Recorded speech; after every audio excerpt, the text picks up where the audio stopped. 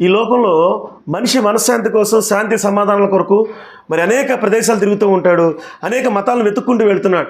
మన భారతదేశంలో కూడా మనశ్శాంతి కొరకు లేక అనేకమైన కార్యక్రమాల కొరకు వంశాలు దీవించబడాలని మరి అనేకమైన దేవతారాధన, లేకపోతే అనేకమైన అల్లాని కొలవటం కానీ, అనేక మంది లేకపోతే జీసస్ని కొలవటం కానీ, లేకపోతే ఇంకా ఏదైనా చేస్తూ ఉంటారు, గౌతమ బుద్ధుని కొలవటం కానీ. ఎందుకు కొలుస్తున్నారంటే ఈ భూమి మీద ఉన్నంత వరకు మనశ్శాంతి రావాలి మాకు, ఈ భూమి మీద ఉన్నంత వరకు మేము మనశ్శాంతిగా బతకాలి, ఈ మనశ్శాంతి కొరకు హ్యాపీగా 3 పూట్ల భోజనం, లేకపోతే ఇల్లు వాకిళ్ళు, ఇవేనా జీవితం? ఇది కాదు. నేనేమన్నానంటే భారతదేశంలో ఎక్కువ మంది జ్ఞానం కలిగిన వాళ్ళు సత్యాన్వేషణ చేస్తారు. ఈ సత్యాన్వేషణ ఈ క్రమంలోనే మరి గొప్ప గొప్ప మహానుభావులు, ఈ భూమి మీదకి వచ్చిన మహానుభావుల గురించి వాళ్ళు కారణ జన్మని చెప్తూ ఉంటారు. అయితే ఏదేమైనా నేను యేసుక్రీస్తు ప్రభువారి బిడ్డగా, ఒక పాస్టర్గా, నేను పాస్టర్ కృష్ణమరాయుడు నా పేరు, ఈ పాస్టర్గా నేను 3 తరాల రౌడీజం అనే మీకు తెలియజేశాను. మొదటి తరంలో రౌడీజం చేశారు, ఘోరంగా చేతులు నరకటం, 2వ తరంలో మడలు చేయటం, 3వ తరంలో పేకలు నరకటం. ఇలాంటి ఘోరమైన కల్చర్లో మేము నాయుడు గారి సామాజిక వర్గం నుంచి రక్షించబడ్డాం. ఒకప్పుడు కులపిచ్చి ఉండేది, ఇప్పుడు యేసుక్రీస్తు ప్రభు నామంలో కిరణ్ పాల్, కృష్ణమరాయుడు అలియాస్ కిరణ్ పాల్. అంటే కృష్ణమరాయుడు అనే పదం ఎందుకు కలుగుతున్నానంటే FIRలో నా పేరు నమోదైంది 22 ఏళ్ల క్రితం. ఎందుకంటే సమాజానికి తెలియాలి. అలానే క్యాస్టిజంని భుజం వేసుకున్నట్టు కాదు. మా చర్చికి వచ్చే వాళ్ళందరికీ కాళ్ళు గడుగుతాం, మేము అన్ని కులాల వాళ్ళు వస్తారు, వాళ్ళు పాదపరిచర్య చేస్తాం. కాబట్టి మనుషులందరూ సమానమేనని మేము నిరూపిస్తున్నాం. అయితే ఇక్కడ మీకు కొన్ని విషయాలు తెలియజేద్దాం అనుకుంటున్నాం.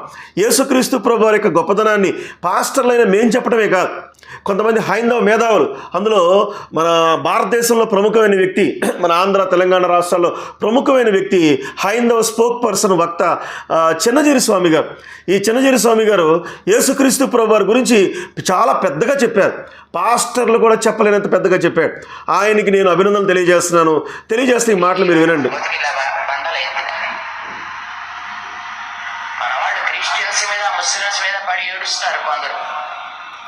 ఎందుకు దండగా నిన్ను చూసుకుని నువ్వు ఏడవాలి, పక్కవాడిని వీడిని చూసి ఏడవటం ఎందుకు? కనుక వాళ్ళకి మాకేదో ఒక ప్రమాణం ఉంది అని అనుకుంటున్నారు. They are great. అయ్యా మాకు ఖురాన్ ప్రమాణం అనుకుంటున్నారు, నైస్. మాకు బైబిల్ ప్రమాణం అనుకుంటున్నారు వాళ్ళు, సంతోషం. నీకేంటి ప్రమాణం? ఏమి లేదండి. కాబట్టి ఈ మహానుభావుడు మరి చిన్నజీరి స్వామి గారి గురించి ఒక మాట తెలియజేస్తాను.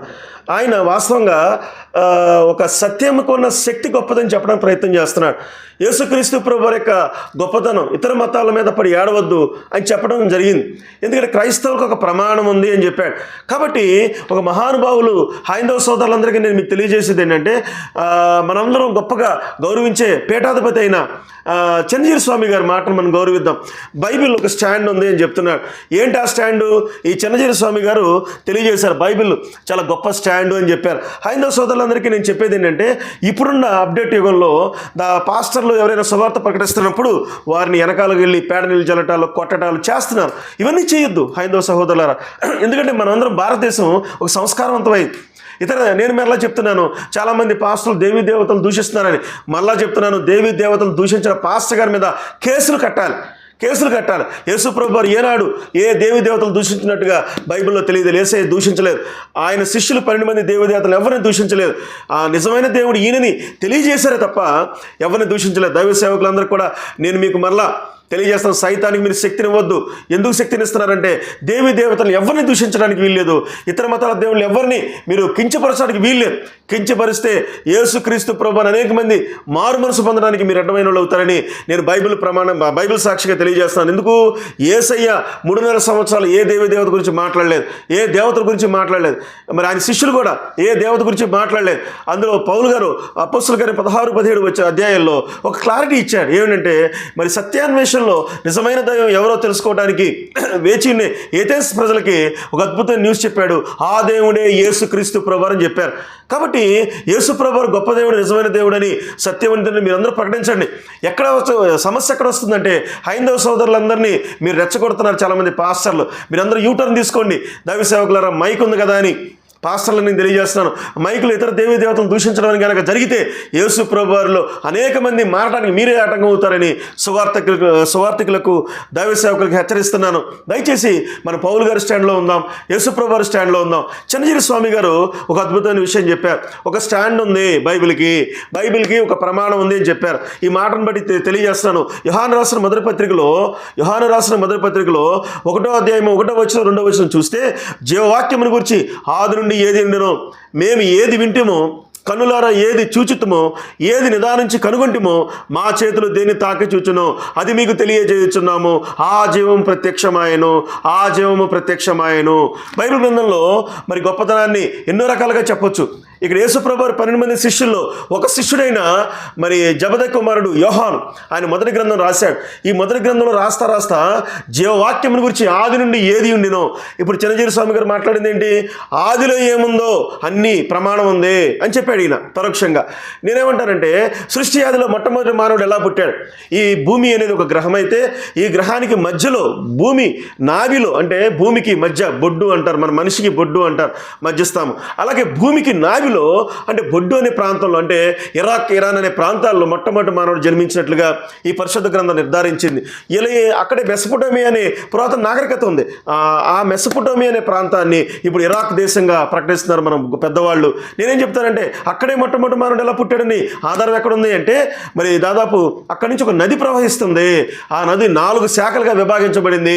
అక్కడ బంగారము గుమేదకము కూడా దొరుకుతుందన్నారు. అందుకే అరబ్ దేశాల్లో బంగారం అనేది చాలా దొరుకుతుంది. ఎంత హిస్టారికల్గా, చారిత్రాత్మకంగా, ఆర్కియాలజీగా నిరూపించబడిన గ్రంథం బైబిల్. ఇది స్టాండ్ ఉంది. ఈ స్టాండ్ గురించి అందరికీ తెలియజేస్తున్నాం. కాబట్టి మొట్టమొదటి మానవుడు ఎప్పుడు పుట్టాడో బైబిల్ తెలియజేసింది. మానవుడు ఎందుకు పతనమైపోయాడో బైబిల్ తెలియజేసింది. పతనమైపోయిన మానవుడు సైతాను మాట విని మరి తన బిడ్డగా మారిపోయాడు. తన బిడ్డగా అంటే ఈర్ష్య, అసూయ, భయంకర నరహత్యలు, వ్యభిచారాలు ఇలా చేయటం మొదలుపెట్టాడు. ఎంతోమంది ప్రవక్తల్ని యేసయ్య పంపించాడు భూమి మీదకి. ప్రవక్తలను రాళ్లతో కొట్టి చంపారు. ఈరోజు మేము కూడా సువార్త చెప్పడానికి యేసుప్రభు వారు నీతిమంతుడు, పాపక్షమాపణ మీకు దొరుకుతుందంటే మా సేవకుల మీద పేడ నీళ్ళు చల్లటాలు, రాళ్ళు పెట్టి కొట్టడాలు, లేకపోతే షట్టు పట్టుకుని లాగటాలు. వాళ్ళు ఏం పాపం చేశారని? వాళ్ళు నీతిమంతులని యేసయ్య గొప్పతనం చెప్తున్నప్పుడు రోడ్ల మీద మీరు చేస్తున్నారు. రాజ్యాంగానికి వ్యతిరేకంగా, అంబేద్కర్ గారిని గౌరవించే వాళ్ళు ఎవరైనా అంబేద్కర్ గారి రాజ్యాంగానికి వ్యతిరేకంగా మీరు ప్రవర్తిస్తున్నారు. హైందవ సహోదరులారా, దయచేసి మమ్మల్ని అర్థం చేసుకోండి. ఎందుకంటే యేసుప్రభు వారిలో జీవం ఉంది. ప్రతి వీడియోలో నేను గంటాబద్ధంగా తెలియజేస్తున్నాను. మరి మాది 3 తరాలు రౌడీజం అని చెప్పాను. మొదటి తరంలో మరి చేతులు నరికారు, 2వ తరంలో మటలు చేశారు, 3వ తరంలో పేకలు నరికిన కుటుంబాలు. మరి ఫ్యాక్షనిస్ట్ బికమ్ పోతన కృష్ణమూర్తి వంశం బికమ్ ఫ్యాక్షనిస్టులని అవనిగడ్డ నియోజకవర్గంలో అందరికీ తెలుసు. అయితే ఈ దేవుడు మమ్మల్ని కాపాడటానికి వచ్చాడు, మా కుటుంబాల మీదకి వచ్చాడు. మా పాపాలు క్షమించబడ్డాయి. మా పాపాలు క్షమించబడటం అంటే, మీరు ఏ కిరాణా కొట్టు దగ్గరికి వెళ్ళండి, అయ్యా పాపాలు క్షమించబడే ముందేమైనా ఉందా అంటే ఎవరైనా ఇస్తారా మనకి? కాబట్టి గుర్తుపెట్టుకోండి, పాపాలు క్షమించబడతామని సృష్టికర్త ద్వారా తప్ప ఎవరి ద్వారా కాదు. పాపాలు క్షమించబడి తండ్రి కుమార పరిశుద్ధాత్మనంలో ముంచుడు బాప్తిసం పొందిన వారందరికీ పరిశుద్ధాత్మ అనే వరం వస్తుంది. ఆ వరం మేము పొందుకుని సమాజానికి శాంతి ప్రదాతలుగా మేము మారుతున్నాం. 22 సంవత్సరాల నుంచి నేను యేసు ప్రభువులోకి మారిపోయాను. మరి 17 సంవత్సరాల నుంచి సేవలోకి వచ్చాను. నేను చెప్తున్నాను, ఈ జీవం ప్రత్యక్షమైంది. ఈ జీవము దానికి ఒక స్టాండ్ ఉందని చిరంజీవి స్వామి గారు చెప్పారు. దానికి ఒక స్టాండ్ ఉంది. మన భారతదేశంలోనే ఇంకో పెద్ద మహావక్త, ఆయనకి పద్మశ్రీ అవార్డు కూడా గవర్నమెంట్ ప్రకటించింది. ఆయన కూడా యేసుప్రభు గొప్పదని చెప్తున్నాడు. అందుకని ఇంద్రియ నిగ్రహం విషయంలో ఆది నుంచి కృషి చేయాలి. అంటే అసలు ఆ బీజం మొదట్లో పడేటప్పుడే మనం జాగ్రత్తగా ఉండాలి. ఇవన్నీ అభ్యాసాల్లో భాగాలే. మనం ఎవ్వరము తప్పులు చేయడం వాళ్ళని కాదు, మహానుభావులే అంగీకరించారు. యేసుక్రీస్తు లాంటి మహానుభావుడు ఒక వేశ్య మీద ఎవరో అందరూ వచ్చి రాళ్ళు వేస్తూ ఉంటే తప్పకుండా వెయ్యండి, ఆవిడ నేరమే చేసింది. లోకాలంత వ్యభిచారానికి గురి చేయడం ఆవిడ చేసిన నేరమే, నేను అంగీకరిస్తున్నాను. కానీ మీరు ఏ తప్పు చేయని వాళ్ళు ఎవరో ముందు రాయి వేయమన్నట్టు. ఎవరు తప్పుడు వాళ్ళు ఆలోచించుకున్నారు, రాళ్ళన్నీ కింద పడ్డాయి. ఆ యువతి రక్షింపబడింది ప్రభువు చేత. వీళ్ళు వెళ్ళిపోయారు. తర్వాత యేసుక్రీస్తు మహానుభావుల యొక్క మాటలు అలా ఉంటాయి. అమ్మి నేను కూడా నీ మీద రాయి వేయజాలను అన్నాడు. ఎంతటి మహానుభావుడు అండి! మతం ఏదైతే, దేశం ఏదైతే వంటి నీతి నేర్చుకోవడానికి ముందు ఆ వేశ్య ఆ మోకాళ్ళ మీద కూర్చుని ఎంత బాధపడి ఉంటుంది, ఎంత పశ్చాత్తాపడు. కాబట్టి మరి ఈయన గొప్ప మహానుభావుడు. గరికిపాటి నరసింహరావు గారని ఈయన డబ్బు కోసం వెంపర్లాడే వ్యక్తి కాదు, ఒక మోరల్ వాల్యూ కలిగిన హైందవ వక్త. ఈ హైందవ వక్త గరికిపాటి నరసింహరావు గారు అందరికీ, మన ఇండియాలో ఉన్న ప్రతి హైందవ సోదరులకి మ్యాక్సిమం తెలుసు. ఆంధ్ర తెలంగాణలో అయితే మరి ఖచ్చితంగా ప్రతి హిందువులకి తెలుసు గరికిపాటి నరసింహరావు గారు. వీరేం చెప్పారంటే, యేసుక్రీస్తు ప్రభు వారి దగ్గరికి వేశ్య పరుగులు తీసుకుంటూ వచ్చి కాళ్ళ మీద పడింది. ఆ ప్రజలందరూ రాళ్లతో కొడతాకు వచ్చినప్పుడు మరి వాళ్ళందరూ కూడా కొట్టండి, కానీ మీలో తప్పు చేయనడు రాళ్ళు మొదటి రాయి వేయమన్నప్పుడు వాళ్ళందరూ కింద రాళ్ళు పడేసేసి మనస్సాక్షిత నొచ్చబడి మొత్తం పారిపోయారు. యేసుక్రీస్తు ప్రభు ఆ అమ్మాయిని వేసిన ఏమన్నాడంటే, అమ్మ నేను కూడా నేను ఏమి చేయను, ఇక నుంచి పాపము చేయొద్దని ప్రేమతో ఆ అమ్మాయిని ప్రార్థన చేశాడు. యేసు ప్రభు వారు ఇంతగా ఈయన చెప్పిన మాటలో గరికిపాటి నరసింహరావు గారు హైందవ స్పోక్ పర్సన్, ఈయన చెప్పిన మాటలు నాకు బాగా నచ్చిన మాట ఏంటి తెలుసా, మతం ఏదైతే ఏంటండి నీతి నేర్చుకోవటానికి అన్నాడు. కాబట్టి హైందవ సోదరులు మీరు ఎందుకు ఈ విషయంలో ఆలోచించట్లేదు? యేసుప్రభు వారు ఆయన విషయంలో ఎందుకు ఇంత కంగారు పడుతున్నారు? నేను మళ్ళీ చెప్తాను. రాధా మనోహర్ దాస్ అనే వ్యక్తి ఈ గరికిపాటి నరసింహరావు గారు ఎప్పుడన్నా యేసుప్రభు వారు ఇంత గౌరవిస్తుంటే, రాధా మనోహర్ దాస్ అనే వ్యక్తి పాపం ఆయన యేసుప్రభు వారి బొమ్మ మీద వచ్చపోయిండని చెప్తున్నాడు. యేసుప్రభు వారి బొమ్మ మీద వచ్చపోయిండని చెప్తున్నాడు. ఇంకో అతను ఎవరో అంటున్నారు, మాట్లాడుతున్నారు, నాకు 1000 కోట్లు ఇస్తే ఈ ఆంధ్ర తెలంగాణ ఇండియాలో చర్చలు లేకుండా కూల్చేస్తానని చెప్పేస్తున్నాడు. ఇలాంటి పబ్లిక్ స్టేట్మెంట్లు ఇస్తున్నారు. ఎందుకు భయపడుతున్నారు? ఎవరు బోధ ఎవరు మతం వాళ్ళు ప్రకటించుకోవచ్చుగా. నేను మరలా తెలియజేస్తాను హైందవ సోదరులందరికీ, చిన్నజీరి స్వామి గారు ఆయన బైబిల్లో స్టాండ్ ఉందని ఆయన ప్రవచించాడు. హైందవ స్పోక్ పర్సన్ నరసింహరావు గారు, గరికిపాటి నరసింహరావు గారు మతం ఏదైతే ఏంటి నీతి నేర్చుకోవటానికి అన్నారు. కాబట్టి మీరు నీతి నేర్చుకోండి, పూర్తిగా మీలో పాపాలు ఉన్నాయి అనుకుంటేనే రండి, లేకపోతే అందులో మీకు పాపాలు క్షమాపణ నివృత్తుంది అనుకుంటే దానిలో ఉండండి. కానీ ప్రకటించే వాళ్ళు ఎందుకు దాడి చేస్తున్నారు? ప్రకటించే వాళ్ళే యేసు ప్రభు వారి పాస్టర్లు ఎవరి మీద దాడి చేసినా మీ కుటుంబాలకి శాపాలు వస్తాయి. హైందవ సోదరులారా, ఇది నిజం. ఎందుకంటే జీవవాక్యం గురించి ఆది నుండి ఏది నుండినో అని మొదటి యోహాను సువార్తలో భక్తుడైన యోహాను తెలియజేస్తున్నాడు. కాబట్టి మొట్టమొదటి మానవుడు పుట్టిన ఆదాం దగ్గర నుండి ఇప్పటి వరకు మరి యేసుక్రీస్తు ప్రభు యొక్క శక్తి జీవం ప్రత్యక్షమైంది. నేను 2-3 విషయాల సాక్ష్యాలు చెప్తాను. ఏంటి ఆ సాక్ష్యాలు అంటే, 22 ఏళ్ల క్రితం జైలు నుంచి నేను బయటకు వచ్చానని చెప్పాను. పాస్టర్ కృష్ణమనాయుడు కాకముందు నేను కృష్ణమనాయుడు, ఒక ఉట్టి కృష్ణమనాయుడు. అయితే నేను చర్చికి వెళ్ళాను.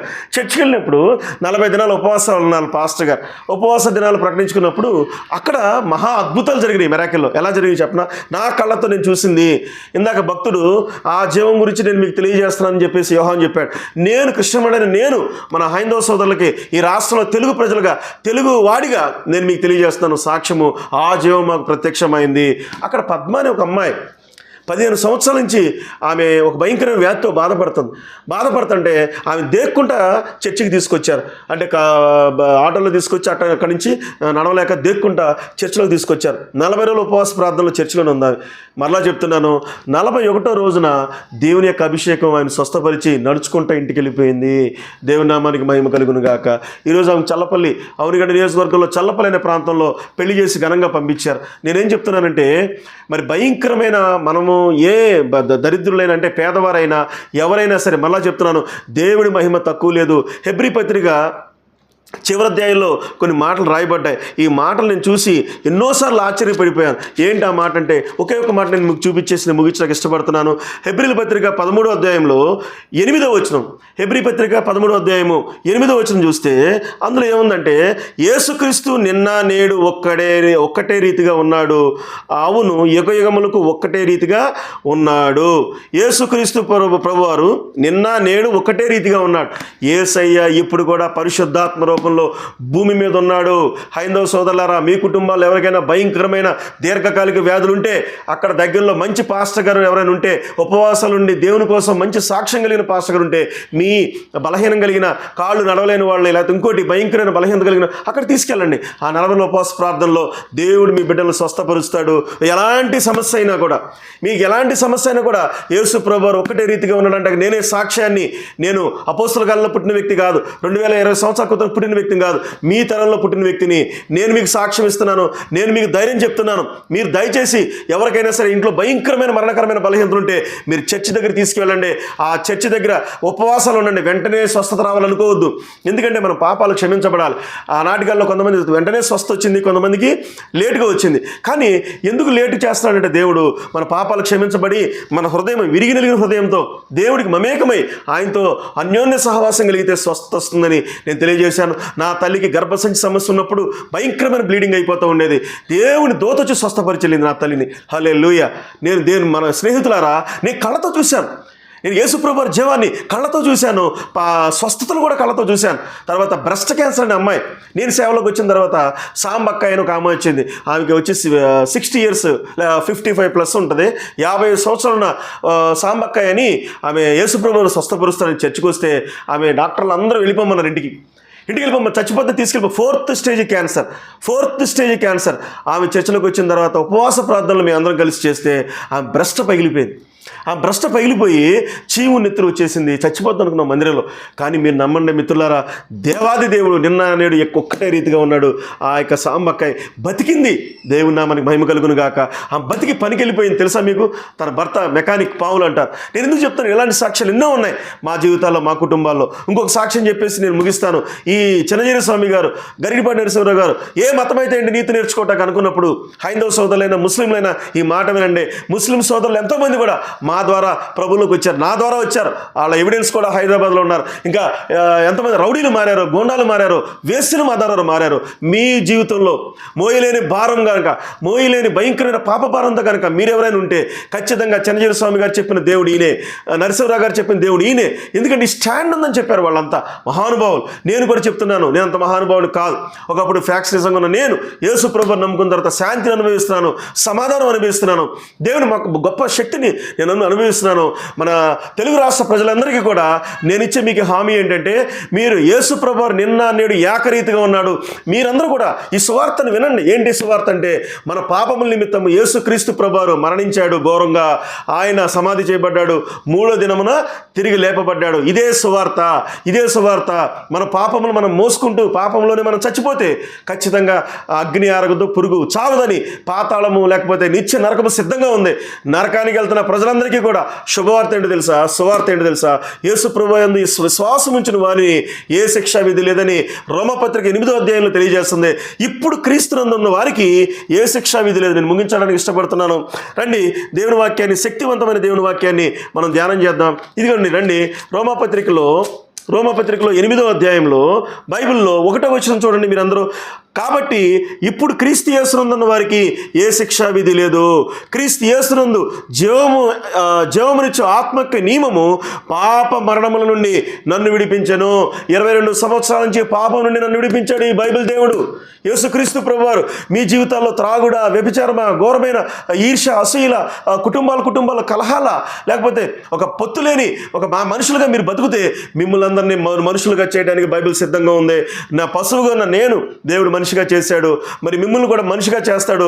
నేను చెప్పే మాటలు హైందవ సోదరులకు మీరందరికీ మీకు మీ స్థిరత్వం ఉందనుకుంటే మీరు దాంట్లో ఉండండి. కానీ మేము చెప్పే సువార్త మాత్రం మానవ జాతికి పాప నియమము నుండి మనల్ని విడిపించే దేవుడు ఆయన.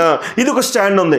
కాబట్టి పాపాలను క్షమించేది యేసుక్రీస్తు ప్రభువారే, పాపాల నుంచి విడిపించేది కూడా యేసుక్రీస్తు ప్రభువారని తెలియజేస్తూ ప్రతిసారి నేను చెప్తున్నాను, 150 దేశాలు క్రైస్తవ దేశాలే పట్ట కారణం బైబిల్లో ఉన్న నిన్న నేడు ఏకరీతిగా ఉన్న దేవుడు. తెలుగు ప్రజలారా, మరి నేను మీకు అందరికీ స్టాండ్గా చెప్తున్నాను, యేసుక్రీస్తు ప్రభువారు నిజమైన దేవుడు, శక్తివంతుడు. ఆయన మీ కుటుంబాన్ని కాపాడటానికి వచ్చాడు, భౌతికంగా మనల్ని కాపాడుతాడు. మరణించిన తర్వాత కూడా పరలోక రాజ్యం మనకి ఇస్తాడు. ఈ భూమి మీద శాశ్వతమని భ్రమపడద్దు ఎవరు. శాశ్వతమని భ్రమపడితే మీకు నాకంటే గొప్ప అజ్ఞానులు ఎవరు లేరు. నేనేం చెప్తానంటే, మా తాత ఎన్నో కోట్ల ఆస్తులు మా నాన్నోళ్ళకి ఇచ్చాడు. మరి వాళ్ళు అవజేశారు, నాన్నోళ్ళు చాలా అవజేశారు. ఊరికి ఒక ఉంపుడు గతిని పెట్టుకుని భయంకరంగా పిల్లలు కానీ పాపాలు చేశారు. బైబిల్ ఏం చెప్తుందంటే, ఆదికాండం 4వ అధ్యాయంలో కయ్యూను అంటున్నాడు, నా దోష శిక్ష నేను భరించలేంత గొప్పగా ఉంది. దోషాలు ఏ దోషమైనా తెలుగు ప్రజలారా, లేకపోతే సకలంలో అమెరికాలో ఉన్న వాళ్ళు, ఆస్ట్రేలియా, ఈ వీడియోలు చాలామంది నాకు ఆస్ట్రేలియా నుంచి, అమెరికా నుంచి చాలామంది ఫోన్ చేస్తున్నారు. హైదరాబాద్ నుంచి నిన్న యూనిఫామ్తో కమిషనర్ గారు ఫోన్ చేశాడు, ప్రార్థన చేయించుకున్నాడు నాతో. నేను ఎందుకు చెప్తున్నానంటే, ఏ భేదము లేదు.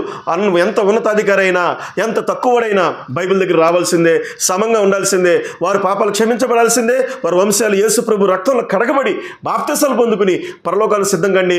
ఈ వీడియో చూస్తున్న వారందరూ కూడా, మీరు ఎవరైతే బాప్తిసాలు పొందలేదో, పరిశుద్ధాత్మ వరం మీ మీదకి రాదు.